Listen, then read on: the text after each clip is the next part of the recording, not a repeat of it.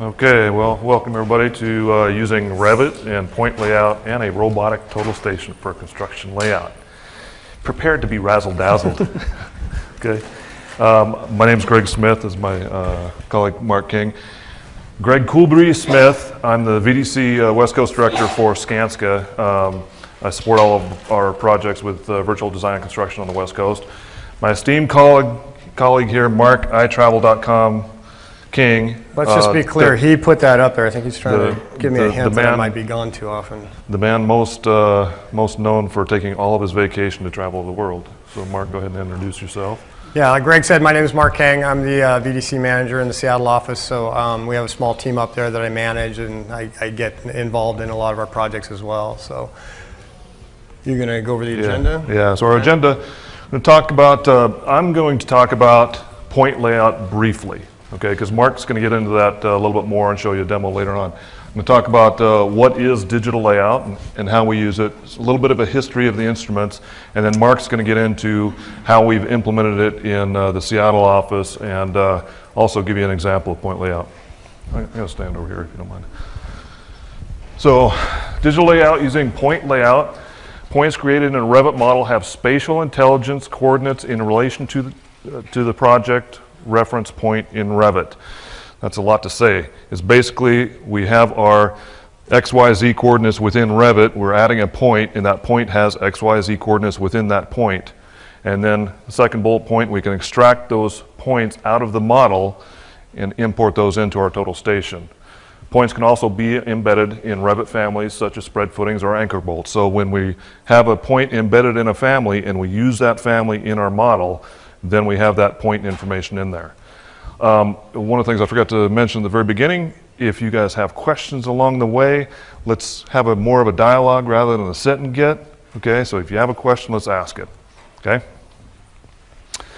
So point layout steps, aligning models. Number one step is aligning models and CAD files or CAD files. God, I'm going to trip over those things all day long. So that's a very important step, aligning the models, okay, to either our survey information or some known points on the site, okay? If we don't do that and we start adding points to the model, then it has no relation to the site, okay? And where to add points. I'm going to get into communication, but we have to have a dialogue with our layout guys on how or where to add the points in the model, okay? And then point numbering, having some standards. You know, Mark will get in more of the point numbering, and then importing and exporting in and out of point layout. So point layout is a plugin that works in Revit. Okay, we can add points into our Revit model. We can extract those or export them into a text file that we can load into our total station. We can also go out and we can shoot points with our total station and bring those back in, import those points back into our Revit model, check for accuracy. Okay, so you go out to where you've laid out anchor bolts, you shoot those anchor bolt locations, you bring those back into Revit, and you see, the accuracy of that. So point layout real briefly, up in the upper left-hand corner, you can see it's Y, X, Z, that's northing, easting, and elevation, okay? And then we have point numbers and a point description. What it's going to look like in your text file is the point number, so that's the 2000 or 20,050, that's the point number, and then that Y, okay, the northing, the easting, the elevation, and a description. Okay, and when we look at a drawing, this one, it doesn't have the northing and easting and elevation, it only has the elevation, has a point number, and the description. Okay, but we're adding those points to the drawing, and again, Mark's going to get into more detail on that later. Another use for point layout that we use point layout for is with point clouds from laser scans. Okay, you have a Revit object in there and you have your point cloud and you can compare the two. So the upper picture there is a shoring wall on a site, and we were really concerned about the innies and the outies of that wall, how plumb it was. And then the lower is a concrete slab. We went out and scanned it, brought it into Revit. With point layout, we can see the highs and lows in that slab. So digital layout, what is it? Okay, this is a typical drawing that we would give to our field. Has a lot of dimensional information on there, the northings and eastings. We can add points to that, extract those points into that text file, and then load them into our total station. Again, you see the point number there, the northing, easting, elevation, and a description of the point. So before we started using point layout, our layout guys would sit there with their data collector typing in all those points. And you look at the number of numbers there, okay? Very difficult to type in those without making mistakes, okay? It would take them hours. As a matter of fact, one guy, it was taking him 30 hours a week to type in those numbers manually into the total station. Once we got to point layout, gave him point layout, it was taking 1 to 2 hours to add those points. So 2 hours versus 30 hours, he spent a lot more time doing other tasks than entering data. Okay, so benefits, layout team does not have to manually calculate thousands of points per project. Before Mark started the initiative up in Seattle, we had 2 layout guys. One would crunch numbers during the day, the other guy would check those numbers at night. Okay, and then he'd come back in the next day and he'd enter those points into his gun. So no need to manually enter coordinates for every point in a handheld device, and a DXF file can be exported from Revit that shows view of model in data collector. You know, and we have total stations from you know, several years ago that have a screen that's smaller than your cell phone. So typically we wouldn't load a DXF file or any model information in there. We'd just have the points. Some of the newer data collectors or input devices, they're, well, some of them are an iPad or iPad-like, you know, so they have a much bigger display and they can display that better. Before I go on, I want to see a show of hands. Who's in the room? Contractors? Okay. How about those that use point layout? Quiet. Who does layout? Couple. All right, good. So you guys are probably all smarter than we are. Okay, so where to add points? The image on the left is a concrete planter, sloping sides. Okay, we had a location for where those embeds were going to be, and all I had to do was add elevation information that the layout guys were going to use. Okay, for that project, typically it would take him 2 guys for a week to 2 weeks to go lay out that site, because the old school way of doing it is you have a string line from the bottom of the planter up to the top of the planter, and then you're measuring down with a tape measure to lay out those embeds, okay? Using point layout and the information, it took one guy about 2 days to lay everything out. This is another example where we have a fairly complex concrete model and we were adding elevation information to certain points on the wall, and then we can extract that so they can lay out that in the field as well. Yeah. On a what?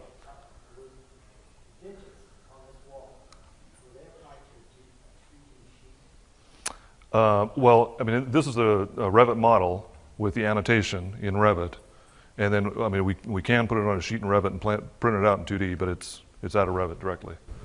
So is the other image as well. And then embeds. We all talk about embeds. We all you know, hear about embeds, and an embed for us, when we do a lot of self-performed concrete work, it's basically a steel plate with some little bolts on it, okay, that are welded onto it, and then that gets put into the concrete formwork. So when we pour the concrete, that embed is there, so we have a steel plate that we can weld something to. The location of those embeds, especially if we have thousands of embeds, okay, before we were using digital layout, we would miss those all the time, okay? They still get missed, just not as many, okay? History of the instruments, okay, and this is one of those you know, input devices here that's more like an iPad, or it is iPad. That's some of the newer devices there, and I'll show you a picture of some of the older devices as well. So some of the definitions: a theodolite is a precision instrument for measuring angles in the horizontal and vertical plane. Okay, measures angles this way, measures angles that way. Okay, total station is intelligent theodolite, except it also has an electronic distance meter built into it. And then robotic total station is kind of the same thing, except it's it eliminates the need for a second person. It's total self-contained, that one person can use it. They set it up and then they go hold the prison pole, and it communicates electronically with their data collector. So it's an image of an old theodolite developed in the 1500s. Again, measures horizontal and vertical angles. There's some math that goes along with that. So some of the smart people in the room might want to take a look at those formulas and decide to use the formulas. I don't want to do that. I'd rather let the computer do it. Okay, some images of a theodolite. Okay, measures vertical and horizontal angles electronically. But again, here you see somebody with a tape measure right there, right? So they're measuring that distance. This is one of our total stations. It's kind of older school. You can see that screen on there. It's smaller than your cell phones. Okay, but it measures distance and angles. Okay, records that information to a data collector, and then the robotic total station allows for a single operator. So along with Mark and myself, I want to introduce you to another guy out of our Portland office. His name's Zeke Gunther. And Zeke's a unique character. He's a great guy. He's totally self-contained, okay? You see him there on the left-hand side. He does the Revit modeling. Again, we do a lot of self-performed concrete and steel. So he is modeling in Revit the concrete stuff that we're going to pour. Then he goes out and he spits out the points to his total station, sets it up, and then he starts laying out the points, okay? And I'm going to introduce you to Zeke through a couple of videos as well. 6 and an edge side there. I want 8 foot 10, 8 foot 9, 15, 16, 8 foot 10 would be ideal. Okay, so I need to write down these not there. I just want to make sure I'm keeping my slope up there. Yeah. Okay. Yeah. Yeah. Okay. That's what I was ending up with yesterday. For So pulling. yeah. So these are rough estimates. Yeah. Rough Okay. estimates, just button the beam steel itself. So this is to actual concrete. So you've got like Right, 3 so that- 16ths or so thick. Right, it's almost a quarter. Yeah. So you So you we're take within it the forward. 16th grid? So communication is extremely important. You know, it's really easy for me or Mark to sit back in our office and add points to a Revit model. The great thing about point layout is you can automatically add thousands of points to a model. Okay, that's the great thing about it. The bad thing about point layout is you can automatically add thousands of points to a model that the layout guys aren't going to use. Okay, so the first thing we need to do before we start adding points to a model is go have a conversation with who's going to lay out the site and what points they need. So then when we sit down with that Revit model, we can start adding those points to the model in a format that they need. Okay? Yeah? When you're laying out points, total station, is it still a trial and error method where you have to go out with the rod and poke around and then adjust yourself once you get a measurement back? Or how does that work exactly? More scientific than that. Yeah, so, and I have another video of Zeke that I didn't include in this. It's pretty funny. So, I mean, he gets really close with his prism pole, and then he uses a very scientific method of using his boot to kick it into place to get it really close. So you can get really close, and one of the segments coming up is kind of talks a little bit about that. I mean, you get really close, but it's not like everything is, you know, in that XYZ coordinate to 8 decimal places. But you're adjusting, once you get your reading back, you can adjust it based on that reading back. Yeah, absolutely, yeah. Yeah, I mean, the prism pole has a level on it, so you know when it's level. As a matter of fact, you know, the prism poles can be really tall, or you can reduce the height of the prism pole down to, you know, so you're holding it down there, and that's going to give you a more accurate measurement because your prism pole can, you know, move a little bit. Okay. What's that? They have tripod mounts and you would just level out, don't touch it, shoot Yeah. the point and you walk. Yeah. Does Zeke model from scratch or does he get a model from America? So I'll tell you what Mark and I do. A lot of times we try and use the models from primarily a structural engineer. Zeke, occasionally he'll do that, but a lot of times he will either take that and change it a little bit, or he'll rebuild it from scratch based on how we're going to pour the concrete.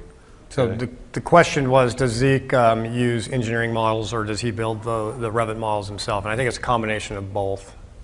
A lot of it's you know, a lot of it's is he depending on that engineer to be correct, or a lot of times we get the engineering models and we have to add things to it that the engineer didn't have in the model. So I mean, usually it's a combination of both. Yeah, and the other thing is, I mean, when we get a structural engineer's model, the entire slab is one big piece, and he'll chop it up based on the pours. Any other questions? Setup and layout terminology, survey points, survey control points, internal control points, resection, accuracy, and tolerances. Okay, so the survey control points, survey goes out there and sets survey control points around the site. And then the internal control points, based on those survey control points, we'll set up the total station, then we'll go set up internal points, okay, where we need them. And then resection is where we go and we set up the total station just someplace on the site, and then we can triangulate that based on those survey control points, and then we can move around with a prism pole and set the points. And accuracy and tolerances. We were kind of talking about this a little bit with the prism pole. When we get models, you know, a lot of the designers, there's zero tolerance, okay? They are, you know, this is 10 feet by 40 feet or something. There's no tolerance built into the Revit models. But out in the field, and you heard Zeke talking about that, we get down to a 1/16 of an inch or an 1/8 of an inch. Okay, there's tolerance in the field. Okay, so we need to be cognizant of that when we're laying things out or when we're modeling stuff. Any questions on any of that? We had an instance on a project where our guys were installing underground plumbing, and the general poured a big concrete wall, retaining wall basically, and our guy called me up and said, the sink point is a foot past the wall. I'm like, that's not right. Everything's accurate on mine, and so either they poured the wall wrong or something happened. So I had to back shoot a couple of points on the wall and I put it in the model. Some points lined up, some didn't, and the accuracy and tolerances. Yeah, our guys are good if it's, you know, 3/8 off a little bit, but they're talking an inch or two off, and these were 6, 7, 8 inches off. Yeah. So after more research, come to find out, our guy didn't have his tripod set on firm ground. It somehow got off. He ended up switching over to a concrete pad. Yeah. Then rechecked it, it was perfect. Yeah. So and I'll tell you one of the things about Zeke, you know, and he and I have talked about it quite a bit. Again, he's totally self-contained. He'll go out and model something, go out and lay something out, but it's also kind of a scary thing because it's always better to have somebody back check what you're doing. Okay. Obviously your control points, you need to make sure that it's going to be a spot that's going to be visible for a while. The other thing is when you're doing any kind of your grid line offsets or anything, this particular one, it was easier for me to get to the inside, but now that offset is buried under the slab, so it no longer exists. We had to set this one up when we were working down here because we had this wall that was in the way of me getting to my other control points. So when I had a good setup one day, I came around and shot a couple extra control points that I could come back to. You'll find that on a job site you'll need more than just a civil survey, unless it's just a wide open job site, but more than likely you'll need to establish your own control inside the fence. Okay, so there's also a point map, grid offsets, and some of the other tools that get used. And Zeke's going to talk a little bit about grid offsets again. A point map, a lot of times he'll go out there with a drawing, and this one's just hand sketched, but normally, you know, he does like a PDF that he uses on his cell phone, and he sees the plan view, and he sees where he's going to lay out, and then a point number associated with that, so that he can use that with his list of points in the total station to go out and lay out the site. Offsets, okay, and this is where I thought you were going with that question a little bit, but so an offset, you know, we can set up a point at a grid intersection, but as soon as you pour that footing, that point's gone, okay? So a lot of times we'll set up a grid offset, you know, a foot or 2 feet off the grid or off a footing or off a wall, so we have that point later to use, you know, after we've built more of the project. So that's an example of a point that's a grid offset. You can see it says 1 foot off the face of column and then the center line of column. Okay, so whoever goes out there and sees that point, they can see it's 1 foot off the face of that column at the center line of that column, okay? This was the mainstream way that the layout used to be done, was you'd get a surveyor to come out and put in a wood hub with a tack in it that would represent a grid line and an offset. And then your carpenters would come in and they'd build this batter board over it with a 2x4 and some stakes, and the nail in the middle would be what's plumbed up over the wooden hub. And that you would set up a theodolite over and shoot a straight line down the building and have somebody down there marking it with a pencil. Or you would be able to run a string line from one batter board to another once you'd shot in with the theodolite, and then you would work off of that grid line to establish where column is, slab edge, footing edge, etc. So these are some of the other tools, some of the old school tools. You got a string line, a tape measure, a laser level. When you see Zeke out there laying out the side, he's got his vest on, he's got all these other tools in there, not just his total station, not just his point map, but he'll go out and he'll run a string line between 2 points. As a matter of fact, if we have 8 columns in a line, he's not going to go shoot a point at 8 columns. He's probably going to shoot one at this column and then maybe 2 or 3 columns away and then 2 or 3 columns away again, and then run a string line between them, okay? Or he can come back with his total station and check. But if, you know, again, because of some of the variances, if I shoot one every column, you know, you might be zigzagging when you're going down the line. So you shoot them further apart, it's even better. Benchmark or an elevation hub is something that usually we're contractually required to give for our self-performed and for our subcontractors. Typically we don't have to give a lot of them, but I know with our crew in here having to build to this, I went around and did a fairly insignificant scribe mark at a 4-foot offset of finished slab on all the columns and walls around here. So now it's easier for them to come in. I give them a sheet that says how many feet and inches it is from this mark up to the bottom of the beam or the deck, and they can come through really easily, tape up, set their deck and beams, and move on. So again, that communication is really important, you know, going out and talking to the field layout guys, talking with the subcontractors, understanding the site. The other thing is getting out into the site.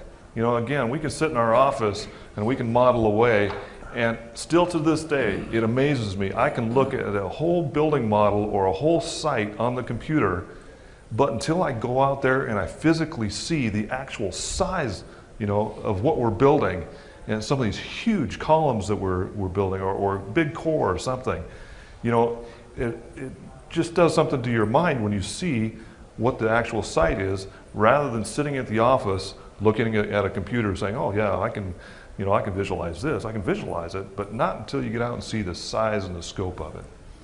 Okay? Any questions? Razzle dazzled? Actually, I do have one question. Yeah.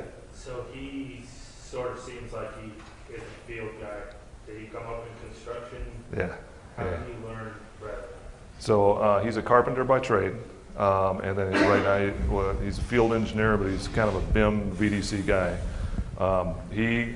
He started out with AutoCAD for a long time. Then we switched him over to Revit and got him point layout.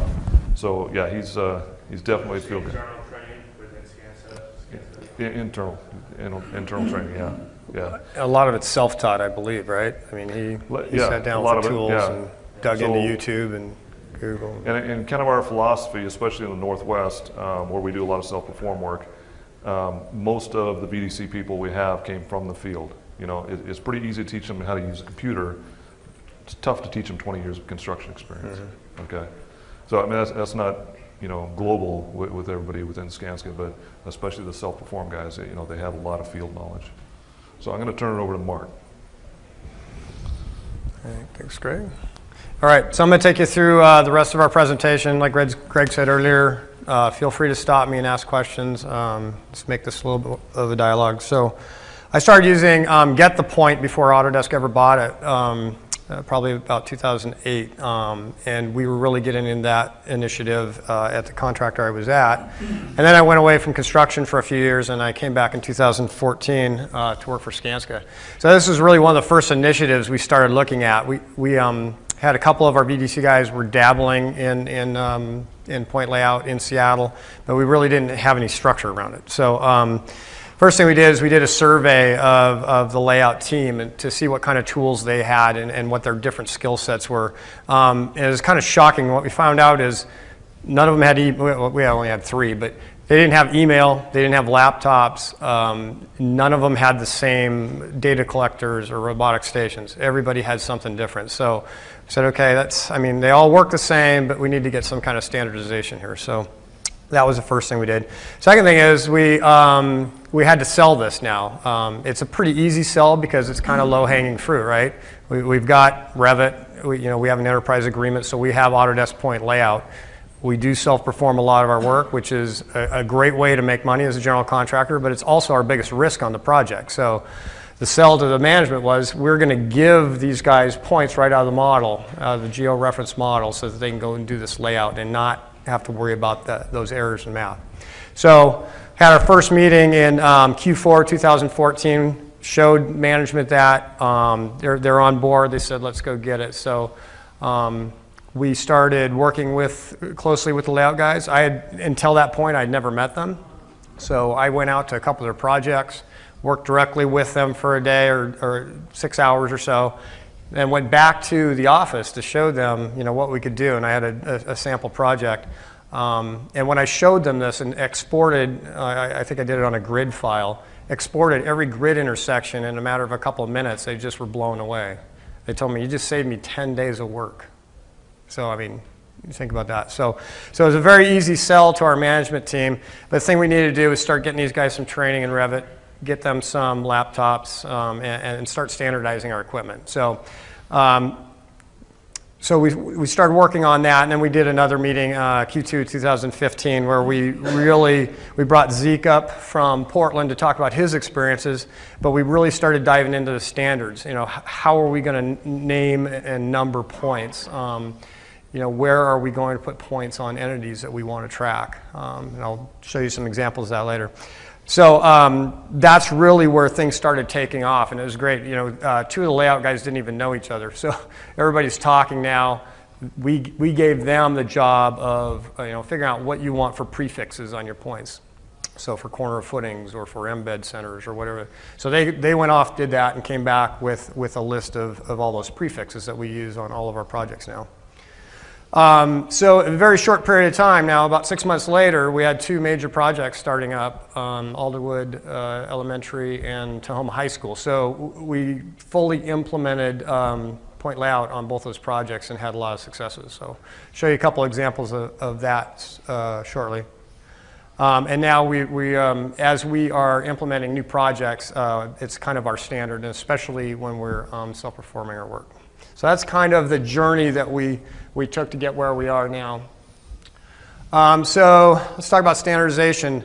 Like I said, it's great to have some point prefixes when you spit these out. But if they're different from job to job, first of all, the layout guys are going to get confused, and the VDC guys are going to also get confused. So the guys came back with a complete list. I think we have like 120 different prefixes that we use for different entities on the project. And then we also had a numbering strategy. So they knew if it was a 1,000 number that it was a grid line, or if it was 3,000, it's a footing. Those aren't perfect, but that's the idea. The other thing we did is we went out and we bought 2 of the Panasonic touch pads here, or tough pads. The guys really like this. I don't personally use it, but I know Brett, who was working on Mesa data collector prior to that, he really likes it. He's got Wi-Fi on that now, so he can get his email. He can sync all of our files to this, so I'll talk a little bit more about that shortly. And then we really had a discussion on how do we locate points. And so that was a real learning event for me, because not being a layout guy, I'm like, well, I think I'll put the points here. But then they came back to me, and one example is, I was putting all my corner of footing points at the top of the footings. Seemed to make sense. He says, well, if you put them at the bottom, we not only have the corners, now we have the depth. So I said, well, it's kind of an aha moment. And then we started creating Revit families and embedding these points into those families so that we're not repeating that process every time. So now that when we load that family, it's already in there. Any questions so far? But when you do that, you need to come up with another standard that every family you have, you know what a point will be. I'm sorry, could you repeat that? You need to be consistent for where that point might be in multiple families. Correct. So his question was about consistency between multiple families, and that's one of the reasons that we're putting them into families. Now, whenever anybody loads it, it's consistently in the same place. So it's also locked to that point. So this one's locked at the top dead center and face of that. Yeah, and our footings are locked to the corners and the bottom. So, okay.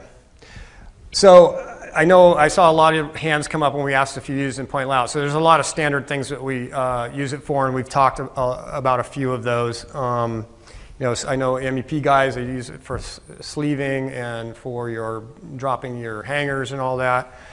We use it for embeds, wall framing, structure, grid intersections, and those are kind of the standard things that we all use. But we started thinking outside the box a little bit, you know, how else can we use this?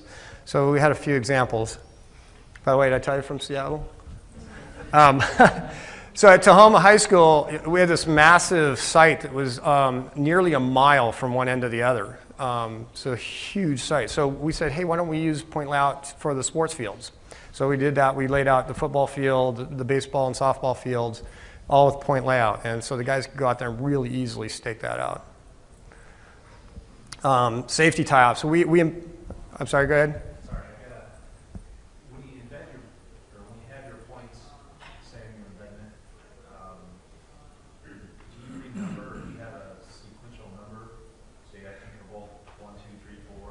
Great question. Okay, so the question is, do we renumber the points that are embedded in the families, correct? Right, so yeah, if you have a family and you have a point on this anchor bolt, now you got thousands of anchor bolts. I don't know if anchor bolt 5 is here and anchor bolt 20 is over there. Right. So great question. A short answer is I don't really care about the numbering because the system is going to renumber all those for me and make sure I don't have any duplicates. We do a lot of times use the tagging in there. So if we put that anchor bolt in there, we can tag that point. But I mean, essentially, I'm not as worried about the numbers because it's all going to transfer over to the layout guy's system. And so when he's got his, you know, DXF file that we've transferred to him, he can go and he can see where they are right on the DXF file. I don't know if it's already in that family, if you could still edit it to renumber or You know, I'm not sure, to be honest with you. We do put the prefix in the family. So the point that's in the family will have the prefix in it. So I'll have to check that out, though. How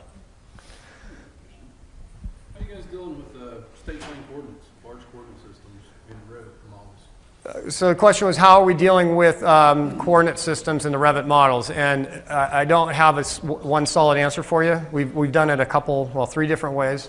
Number one, we move the model inside of Revit to state plane or world coordinates and then rotate true north so that it comes in correctly. Another way is we just use what we got from the architect and create a second coordinate system in there, and basically that's based off, you know, like a 0, 0 is a grid.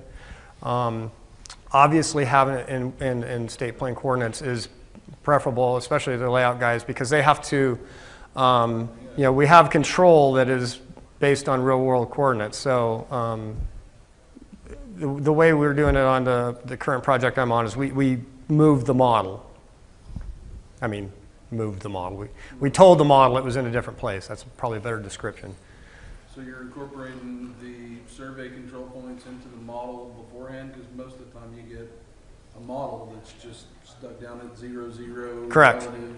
Yeah, so in this particular case, the model we got was started back in about 2007. It was a project that kept getting pushed back, and the architect was just learning Revit, so they didn't have any system. They didn't have a zero, they had no control.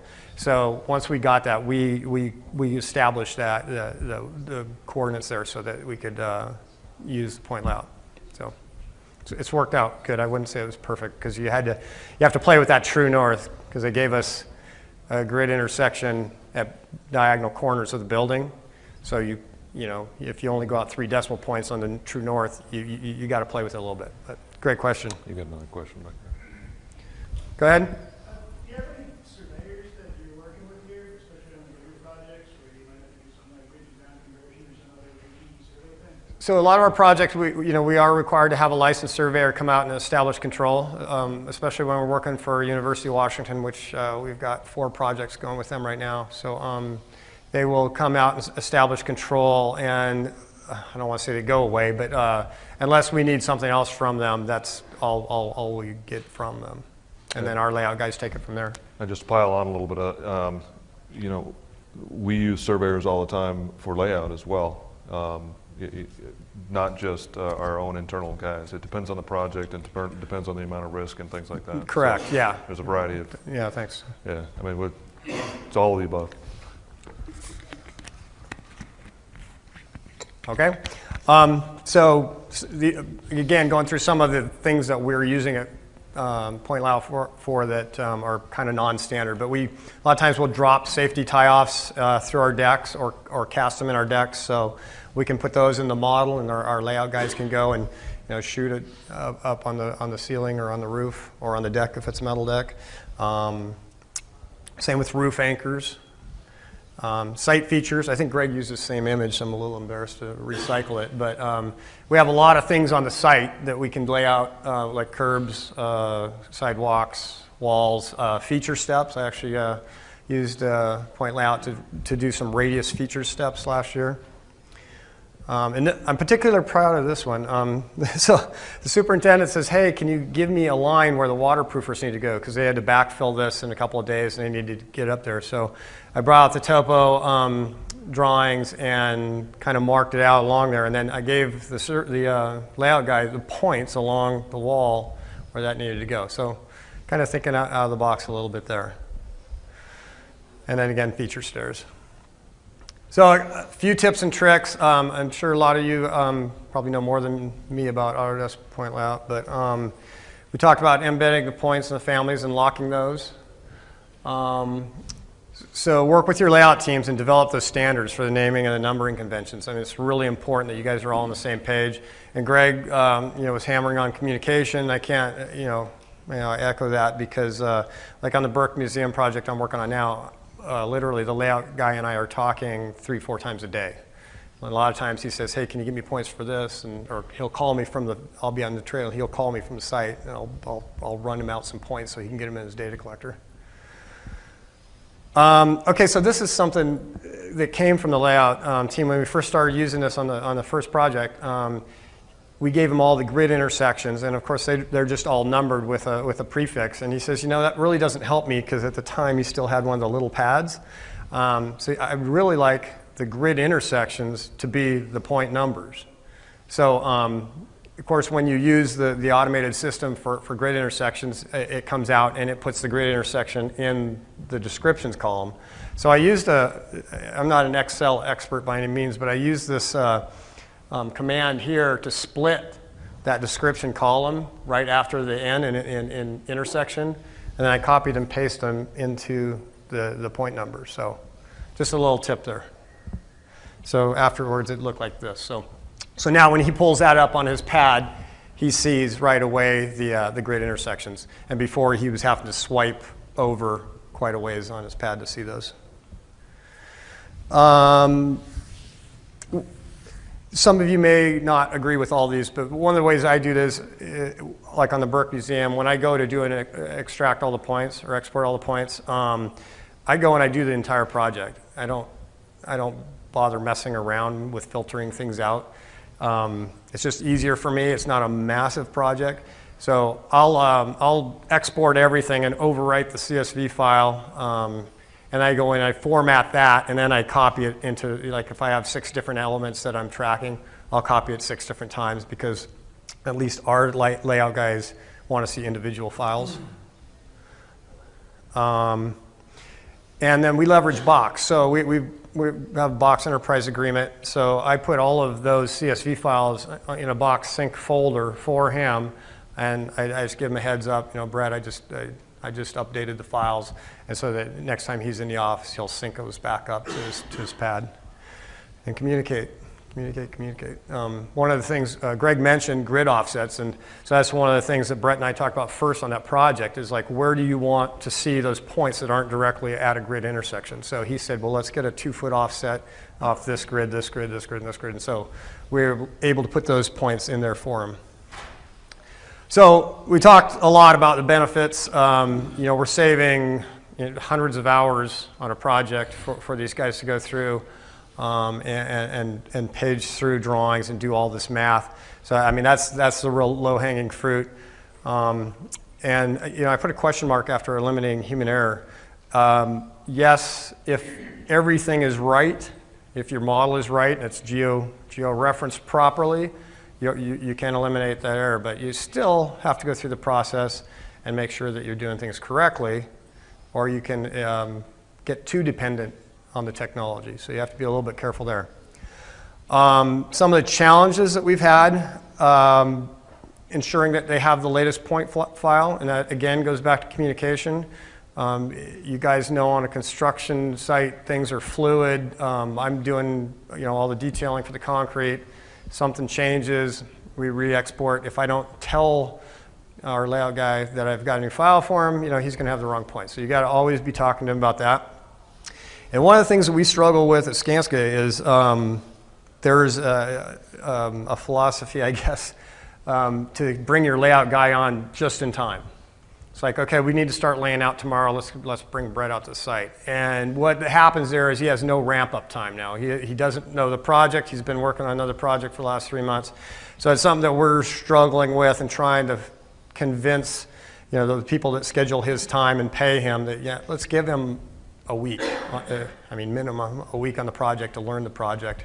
That gives him and I time to coordinate and decide how we want to do this job and not just a last minute scramble, which it usually ends up becoming. Because Zeke does that all the time, because he digests that when he's building his model, right? Right, so yeah, Zeke. He knows the internet.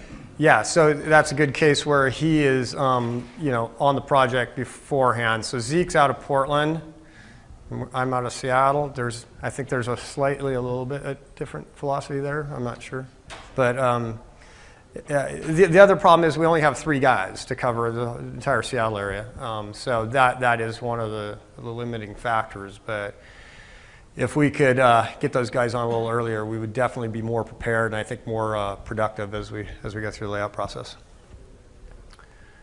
Okay, I'm going to give you. Somebody said it'd be a really great idea to do a live demo at AU. So, any questions before I get into that? Yeah. How are you managing changes? I work a lot at big electrical setups. I've got terrible hearing. I'm sorry. Oh, sorry. How do you handle the changes? So let's say they're pouring the concrete, but the lighting design changed for the umpteenth time, and they're out there laying points, but one of the lights moved while they were laying on the points. Right, and that never happens. Yeah. Again, it's a communication thing. I mean, there's no silver bullet there. It's, the project I'm on right now is fairly small. There's only, a few of us in the office, but like a project engineer who's in charge of that scope will come to me and say, hey, we had to move this, or this wall is changing, or we have a different, setup here. So it's really about communication. I don't. A 2D CAD plan with a cloud around it would probably work best for them, so they know which area to focus in on.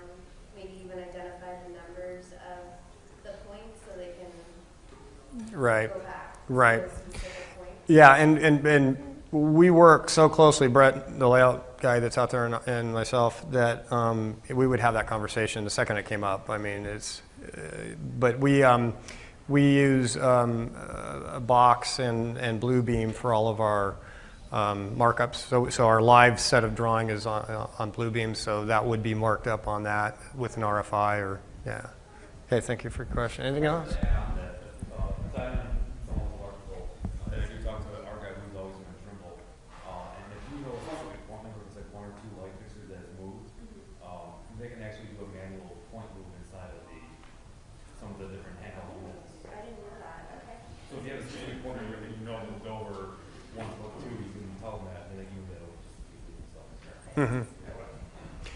Yeah, that's a great point. So his point was that the layout guys inside of their system can actually move the points as well, and we did that a lot out at Tahoma High School when things were changing.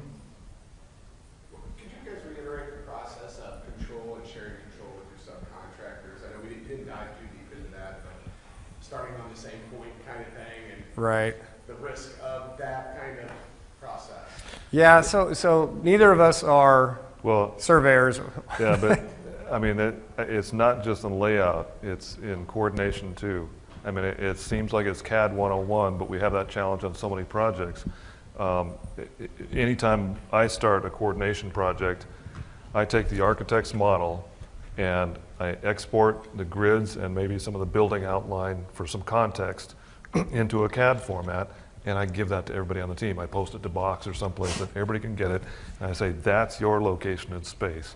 So on the layout, it would be the same thing. I mean, you know, like I mentioned at the beginning, geo-referencing those models is like the critical step, and then sharing that information with the subcontractors.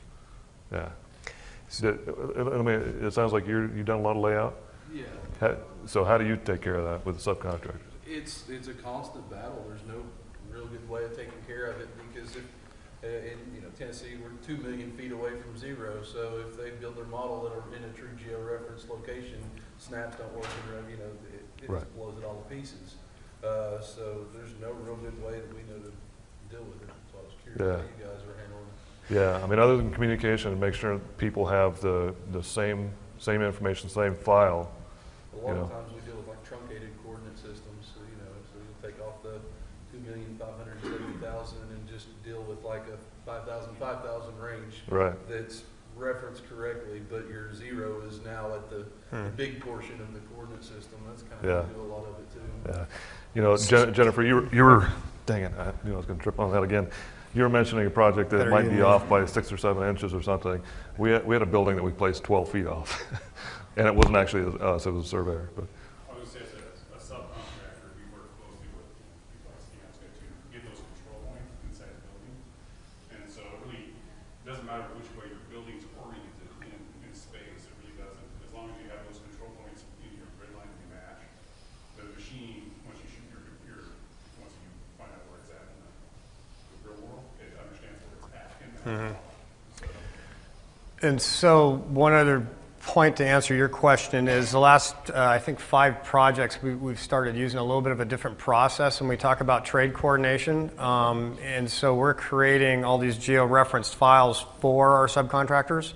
So Brad is actually on the Burke Museum. And that's all on Box and available to them. So when they download that, we say, okay, you're going to model per this CAD file. So we give them a CAD file that's already geo-referenced, it's at the correct elevation, and then they go from there. Yeah. I've got a question. So typically, we do all coordinations Navis work. Like you run your class section, that's where you know your pipe, because you'll never take all the pipe in the duct location from a Revit file on the architect to say that's perfect. So I guess when you're using this to shoot your hangers and your straps and all your locations, how are you adding the points? Are you adding it in the Navis work, or you bring it back to AutoCAD 3D, where you're the one making the points, right?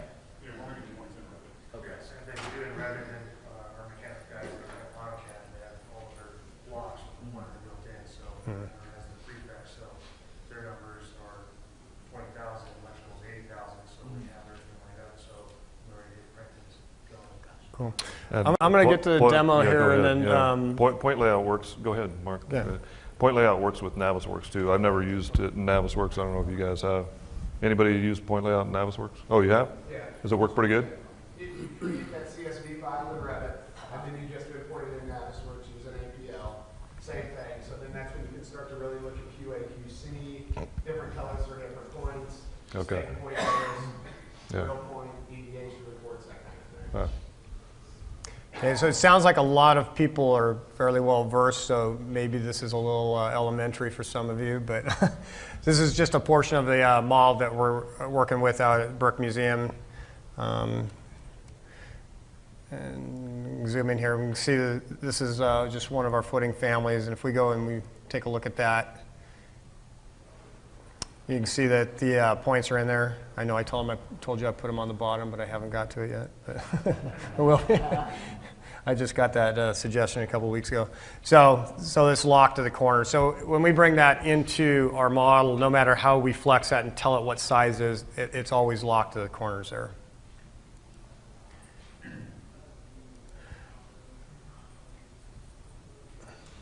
So when let's see, I have it open. Good. Okay, so when we go to export, like I said, I prefer just to export everything at once. It's just, for a smaller project, it's easier for me, and that way I know I'm catching all the changes that's happened. So looking at some of the settings here, Greg mentioned earlier, so we work with northing and easting, so it's YXZ, which when I first started working on that, it was really backwards to me. We work in decimal feet, obviously. I don't do many DXF files except for the grid views. So when we export the grids, I definitely do that and give it to the guys. And then if they come back and they say, hey, can you give me a DXF of something else that's specific, I'll go and do that. But it's kind of like if only when they ask for it. We're going to check for duplicate points. We're going to do a CSV file, comma delimited, and then we're going to use internal coordinates. And you can see some pretty funky numbers there. Those are world coordinates. And then we're going to export the name, and that should go to the right spot. Say OK. So no duplicates. So like I said, I already had a file there. I don't keep multiple files because I don't want to have to manage that, and I don't want to use the wrong one. So I overwrite the files. I have 511 files.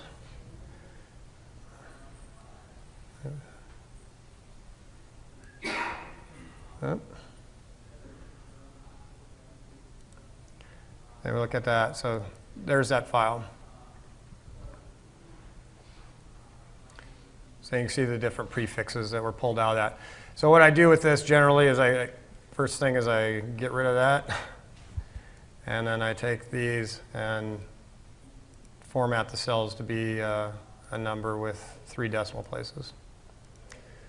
So now it's formatted the way I want it. Like I said, I've got several different element types in this file now, so I'll go and I'll save this over 5, 6 times, whatever it takes to break up those into individual files. Yeah? Is point layout, is that an add-on program? Yeah.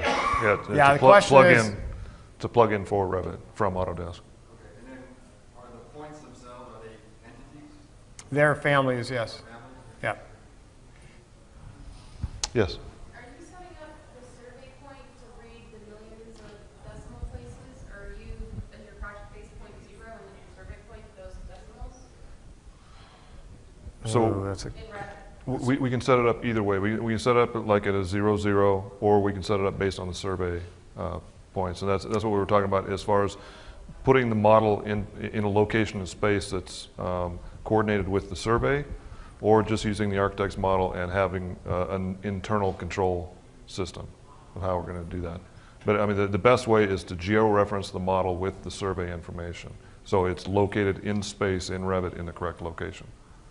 Do you have any issues with the fact that when it's geo-referenced with the survey, that it's millions of square feet off, or millions of feet off 0? Millions of what? Well, the survey points are typically like 1,700,000 something or other. Revit doesn't necessarily like things very far off of 0, so Right. we run into issues. Oh. Yeah. But, no, I moved the control point in the project. That was my question. We moved the project base point to that grid. So it doesn't know that the project is 1,000,000 miles away. So you still have your survey points at 0, 0, but your project point would be at the Sure. a lot closer. Yeah. So we've got a couple minutes left. Go ahead and show you an example of importing files. So this is an elevator pit.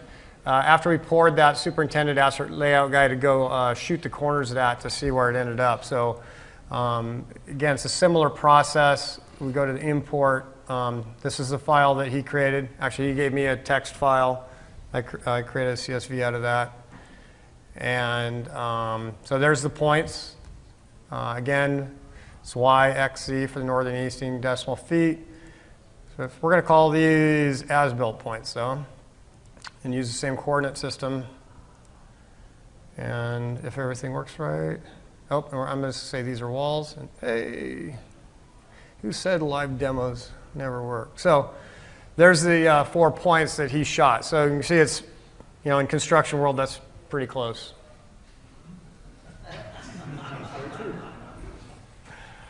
I think one of them was like 1 1/8 off, but the rest of them were within. Okay, 5 minutes left. That's the extent of my demo. So, any other questions or comments? This might be a good time if you have better ways of doing this to Yeah, talk please about. share. Yeah, go ahead. Did you put your survey control points in your file at all? I know you. Yes. The question was, did we put the survey control points in the file? Yes, we did. We also, one other interesting thing about this is we had the layout guys shoot buildings that were across the street. So we had corners of the buildings to make sure that our crane was missing them. Just another way to use it, yeah. Yeah, I'll go ahead. I work for CM, and typically when we go through the same process about putting a points file with cross grids and give it to our subs as well. We've run into instances recently where in our the way we're writing our contracts now, we do a lot of multifamily housing with podium and wood construction, and after you go up so high, you have to move everything up. When you're shooting the prisms, you can't physically see things on the ground. You have to move things up. There's a disconnect between the speed. We're finding that the self-performing concrete guys can lay out the 4 slabs versus the wood framing people. Right. And so it's just kind of common in general that when we write contracts now, we're asking that the concrete guys take on the layout of both the concrete and the framing. Oh, okay. So, and we've got a very similar project right now. It's all concrete, but it's a hotel. It's like 30 or 40 stories. And that's actually a situation where we brought in the surveyor to do all the layout. Because our guys, you're right, down here they're pretty good, but as you start going vertical like that, they can lose control, so. Yeah, that's a good point. That's one of the cases where we would have a professional surveyor out there. Yeah. All right. All right. All done? Yeah, Thank you, everyone, for coming.